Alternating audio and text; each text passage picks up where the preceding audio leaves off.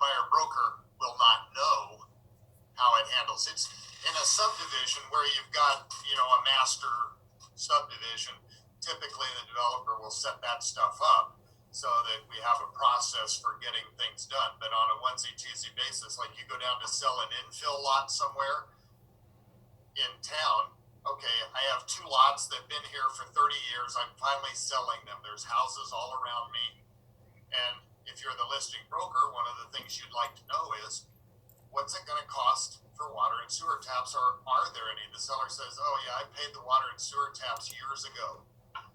Well, if that's true, then the water provider probably, or the sewer provider, they probably ought to be able to verify that. We've had people go in and they say, guy says, yeah, I paid for the tap 20 years ago. And so we go to the water provider and they go, yes, he did pay the tap 20 years ago, but he hasn't paid the utility availability fee for 20 years, and it's $100 a year, so he owes for that.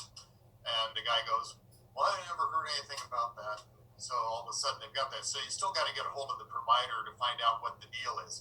And I'll ask them, what do we need to do to get that tap in the name of the next guy? And whatever they tell you is the good way to go. So that's just due diligence for the seller's broker. And Dave Hickey says that they can now prepare PR deeds. So check with your title company. Maybe they will, maybe they won't. I've typically always prepared my own, but a lot of times we'll get clients who say, now we'll have our estate attorney do it. And I'm like, that's fine. Just as soon it wasn't me, but if nobody else is gonna, I will. All right, what's the best material for a septic tank? One that doesn't leak. So there's a lot of them that are concrete. There's a lot of them that are polyethylene now. Part of it depends on the kind of ground. The polyethylene tanks, we typically will bed them in pea gravel. We do the same thing with concrete tanks. We want to bed them. You've got to get them level because they need to be level. If they're not, then they may not work right. So we need to do the tank installation correctly. So for water rights attorney, I would get one that knows the area, but there's a whole nest of them in Denver and Boulder. I've used various ones over the years. I've worked with a number of them. So Moses Whittemeyer up in Boulder, and there's just a whole lot of them. I worked with one in Colorado Springs, Chris Cummins. They're a good outfit too, but you like to get somebody, because it's a smaller area of legal practice. They have to check and see if they have any conflicts, because we get attorneys around Colorado Springs. If they work for too many clients, suddenly you might run into some conflicts. So you have to check with them and see. But generally, I like water attorneys like surveyors. I like ones who know particular areas well, because they sometimes will have a better knowledge of what needs to be done, or they may have a better knowledge about who the political players are associated with what we're about to do. Okay. Anybody else? Nada? Okay. One quick question, Doug. Under what circumstances should you hire a water attorney? Well, if there's water rights involved in a transaction, I always recommend the buyer contact a water attorney and talk to them about it.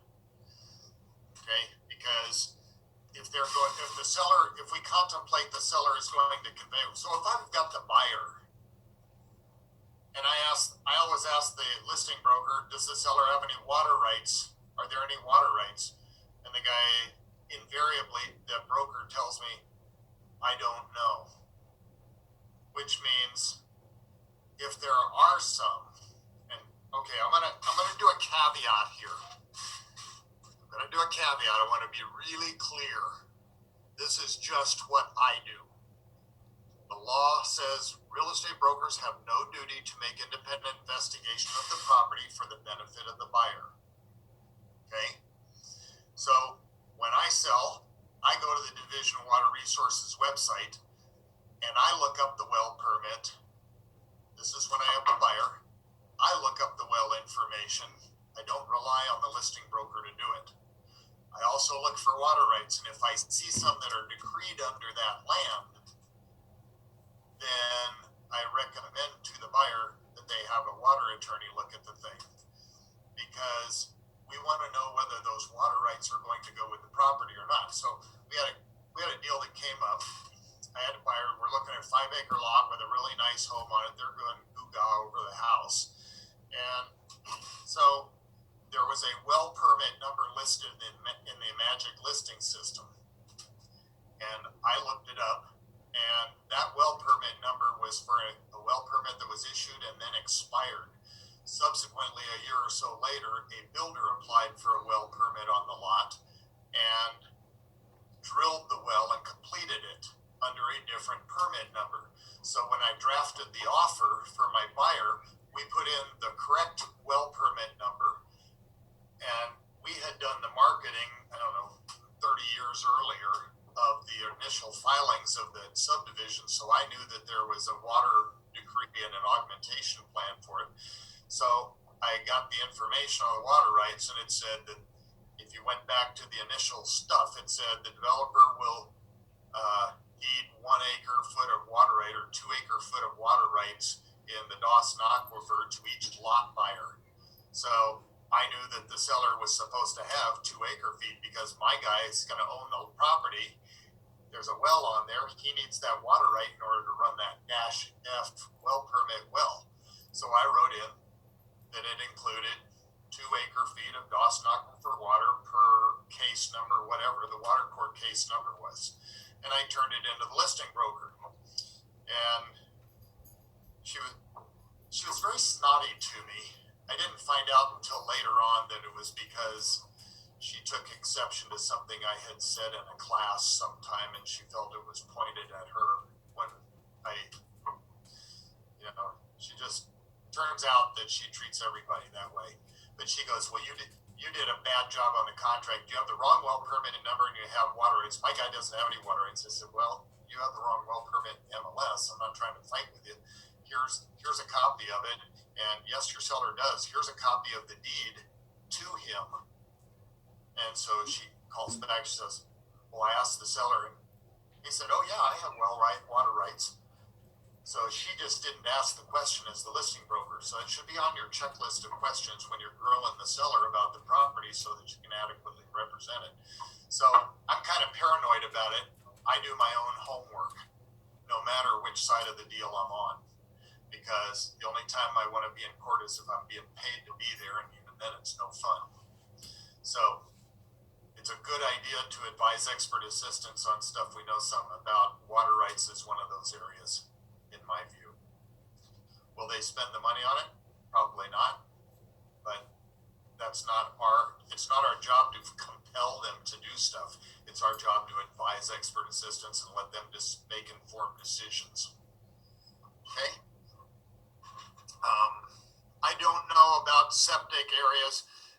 Every county is not the same on the septic inspections. I know Park County, they go, we don't even have enough certified septic inspectors to do it, so we're not going to require it. Teller County did, and then I was in the middle of a deal up there when the commissioners decided they voted to repeal their requirement to do it, so they didn't do it. But it's still a good idea to have it inspected and tested every time. It's also a good idea, especially if you get into the mountain groundwater areas, to have that well performance tested to make sure it's going to perform. I've got a lawsuit on that one right now. Turns out the well puts out 120 gallons a day, and the broker said the source of water was the well. Well, that isn't the source of water for the house. The source of water is a cistern where they have to truck water to it, and they can get about 100 gallons a day out of the well. But you can't run the house on 100 gallons a day. So you need to present, like Article 12 of the Code of Ethics says, present a true picture in your marketing and representations to the public. So technically the water source is a well that's extremely low producing and won't run the house, that feeds a 1,500 gallon cistern, which which is supplemented by trucking water to it. That's the true picture. So hopefully that helps. I don't have a recording, Vanessa.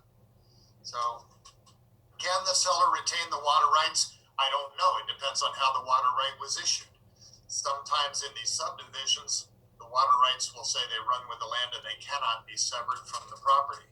Also, some water rights are very specific about what property they can be used on, what you can use for them, use them for. So you have to,